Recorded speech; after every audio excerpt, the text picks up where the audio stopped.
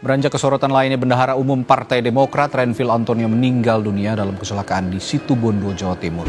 Lokasi ini kita berada di TKP Lakalantas, masih masuk di jalan raya.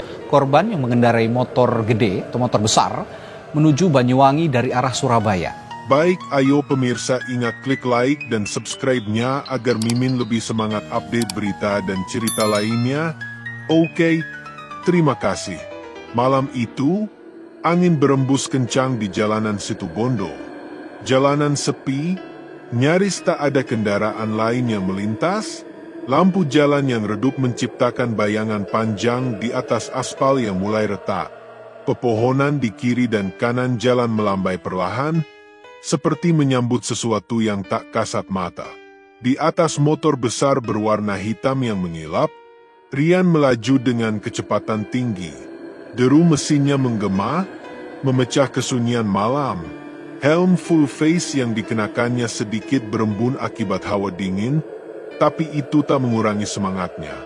Ia baru saja pulang dari sebuah pertemuan dengan teman-temannya di kota. Perjalanan ini adalah sesuatu yang biasa baginya, sebuah rutinitas yang sudah ia jalani bertahun-tahun. Namun, malam ini berbeda. Malam ini, ia akan menghadapi sesuatu yang tidak pernah ia duga sebelumnya. Di kejauhan, di pinggir jalan yang gelap, samar-samar terlihat sosok seseorang. Seorang kakek tua berdiri diam. Tubuhnya kurus kering, bajunya kumal dan koyak, matanya kosong, menatap lurus ke arah jalanan tanpa ekspresi.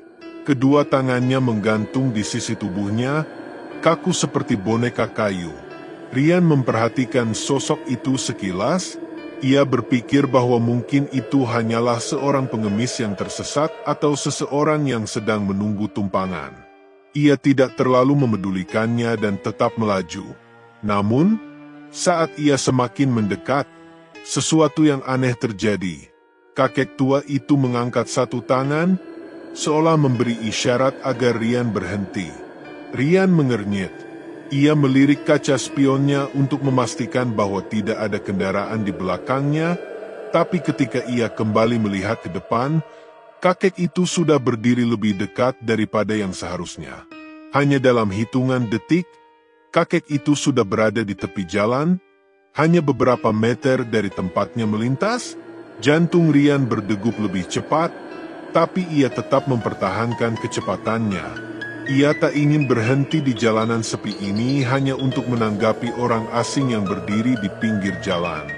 Lagi pula, ia merasa ada sesuatu yang tidak wajar dari kakek itu. Ada aura dingin yang mulai merayap ke tubuhnya, membuat bulu kuduknya meremang. Saat ia melewati kakek tua itu, matanya kembali melirik kaca spion. Dan disitulah ia melihat sesuatu yang membuat napasnya tertahan. Kakek itu menghilang, tidak ada siapapun di pinggir jalan, tidak ada bayangan, tidak ada tanda-tanda keberadaan seorang manusia di tempat itu. Jalanan kembali kosong, sepi seperti sebelumnya.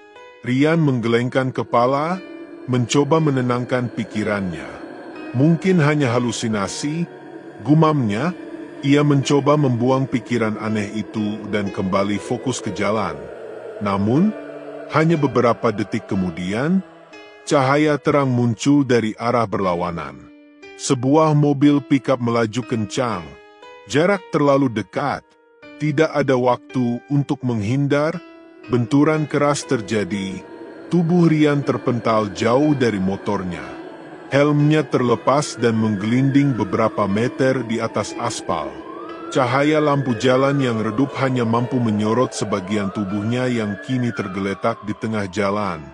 Beberapa pengendara yang lewat segera berhenti dan berlari mendekat, berusaha memberikan pertolongan.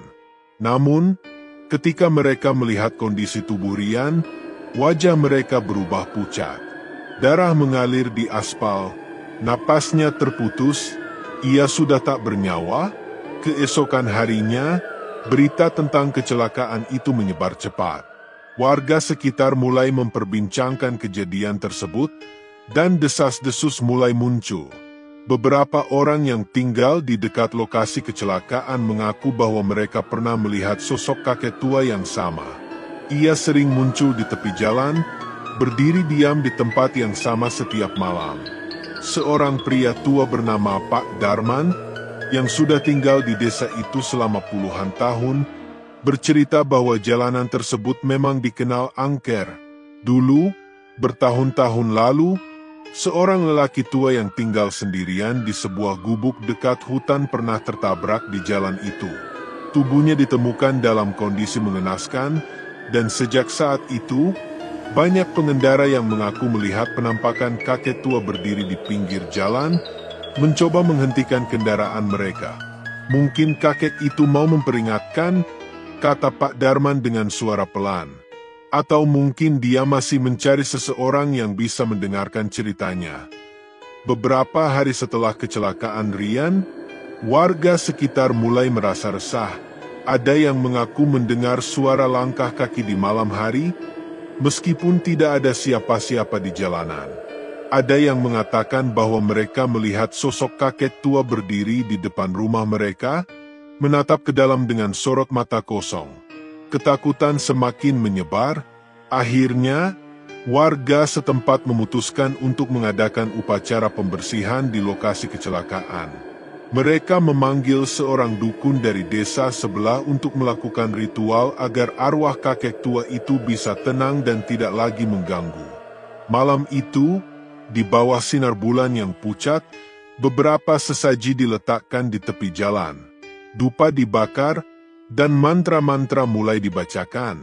Angin bertiup lebih kencang, seolah ada sesuatu yang sedang bergerak di sekitar mereka. Beberapa orang yang hadir mengaku merasakan hawa dingin yang menusuk, dan ada yang mendengar bisikan samar yang datang entah dari mana. Saat ritual hampir selesai, tiba-tiba terdengar suara lirih di antara suara angin. "Aku hanya ingin pulang." Semua orang yang hadir langsung merasakan bulu kuduk mereka berdiri. Suara itu datang dari arah jalan, namun tidak ada siapa-siapa di sana. Wajah dukun yang memimpin upacara menjadi tegang, tapi ia tetap menyelesaikan ritualnya hingga selesai. Setelah upacara itu, penampakan kakek tua itu tak lagi terlihat. Suasana di jalanan kembali tenang. Namun, beberapa orang percaya bahwa arwahnya tidak benar-benar pergi. Ia hanya bersembunyi, menunggu seseorang yang akan mengabaikannya lagi. Dan jika suatu malam kalian berkendara melewati jalanan Situbondo yang sunyi, dan kalian melihat seorang kakek tua berdiri di pinggir jalan dengan tatapan kosong, lebih baik kalian berhenti dan dengarkan. Siapa tahu, ia hanya ingin memberi peringatan sebelum sesuatu yang buruk terjadi. Baik, ayo pemirsa, ingat klik like dan subscribe-nya agar Mimin lebih semangat update berita dan cerita lainnya. Oke, terima kasih.